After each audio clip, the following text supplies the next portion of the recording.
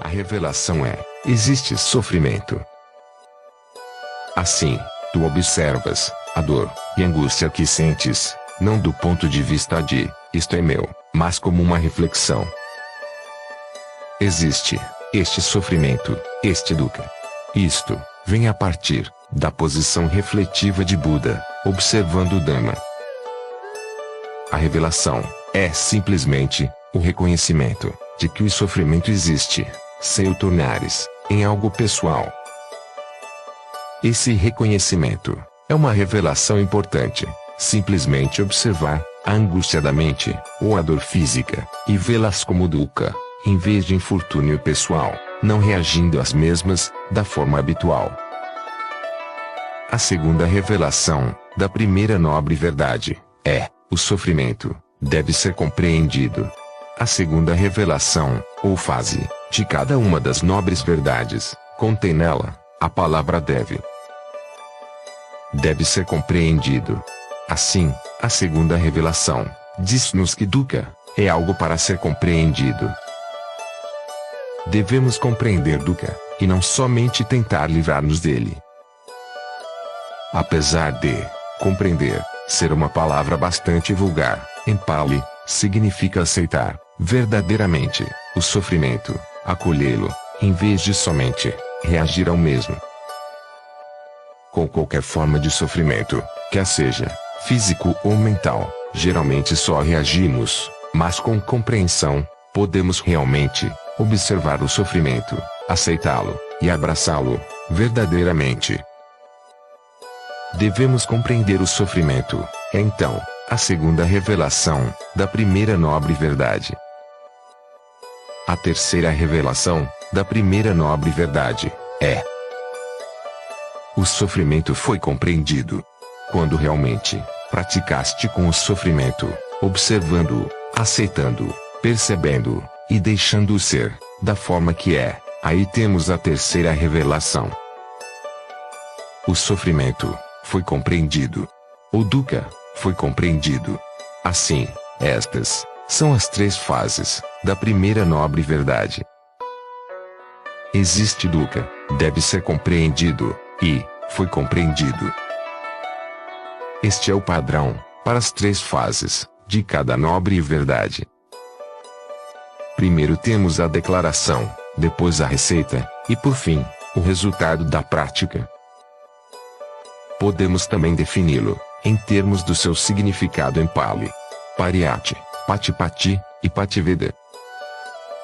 Pariyatti é a teoria, ou declaração: existe sofrimento. Patipatti é a prática, mais propriamente, praticar com a declaração, e Pativeda é o resultado da prática.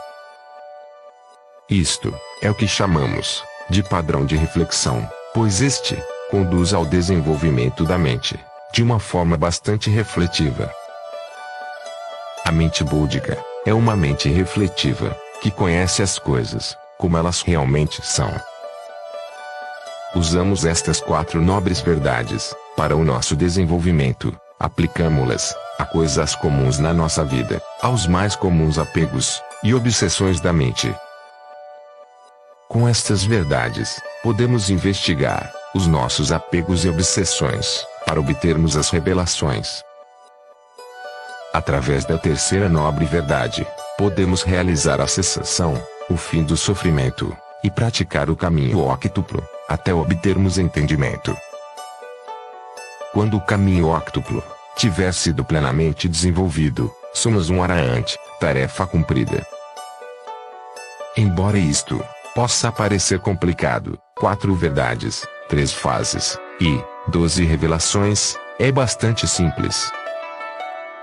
É uma ferramenta que usamos para nos auxiliar a compreender o que é, e o que não é, o sofrimento. No mundo budista, não existem muitos que ainda utilizem as 4 nobres verdades, nem sequer na Tailândia. As pessoas dizem, assim, as 4 nobres verdades, coisas de principiante.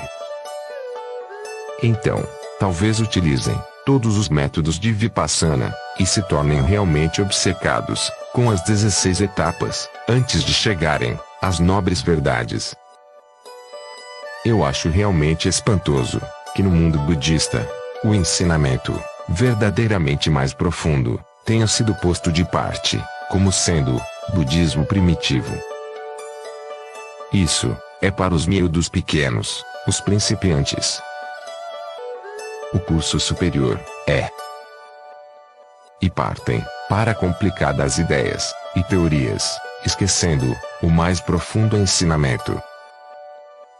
As 4 nobres verdades são uma reflexão para a vida inteira.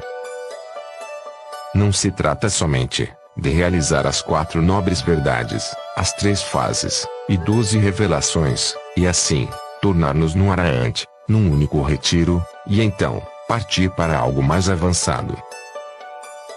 As 4 nobres verdades não são assim tão fáceis. Elas necessitam de uma constante atitude de vigilância, e oferecem-nos o contexto para uma vida de investigação.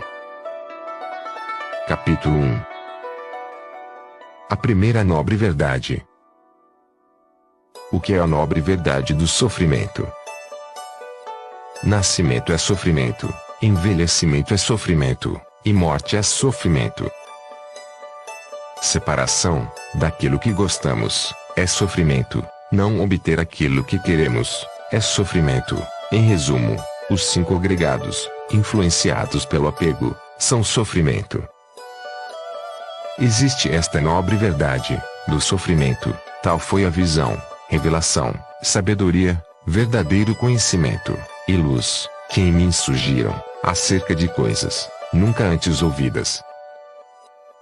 Esta nobre verdade deve ser penetrada através da completa compreensão do sofrimento, tal foi a visão, revelação, sabedoria, verdadeiro conhecimento e luz que em mim surgiram, acerca de coisas nunca antes ouvidas. Esta nobre verdade foi penetrada através da completa compreensão do sofrimento, tal foi a visão, revelação, sabedoria, verdadeiro conhecimento e luz que em mim surgiram, acerca de coisas nunca antes ouvidas. A primeira nobre verdade é composta por 3 fases. Existe sofrimento, dukkha. Dukkha deve ser compreendido. Dukkha foi compreendido. É um ensinamento muito prático, expresso numa simples fórmula, fácil de memorizar. É também aplicável a todas e quaisquer experiências que possas ter, a tudo que possas fazer ou pensar, relacionado com o passado, o presente ou o futuro. Sofrimento, ou dukkha, é o elo comum que todos nós partilhamos. Toda gente, em toda parte, sofre. Seres humanos sofreram no passado, na Índia da Antiguidade, sofrem hoje em dia, na Inglaterra, e no futuro, os seres humanos também irão sofrer. O que é que temos em comum com a Rainha Elizabeth? Ambos sofremos. O que é que temos em comum com um pobre em Charing Cross? Sofrimento. Encontra-se a todos os níveis, desde os seres humanos mais privilegiados aos mais desesperados e desprivilegiados. Toda a gente, em todo lado, sofre. É uma ligação que temos em comum, algo que todos compreendemos. Quando falamos acerca do sofrimento humano, levanta-se em nós o sentimento da compaixão, mas, quando falamos acerca das nossas opiniões, acerca daquilo que eu penso, e do que tu pensas, em relação à política e religião, então podemos entrar em guerra. Há 10 anos atrás, em Londres, lembro-me de ver um filme que mostrava mulheres russas com bebês e homens russos a levarem os seus filhos a piqueniques, tentando retratar os russos como seres humanos. Na altura, esta representação do povo russo era pouco usual, porque a maior parte da propaganda no Ocidente retratava-os como monstruosidades ou seres reptilianos de coração gelado, e por esse motivo nunca pensava neles como seres humanos. Se quiseres matar pessoas,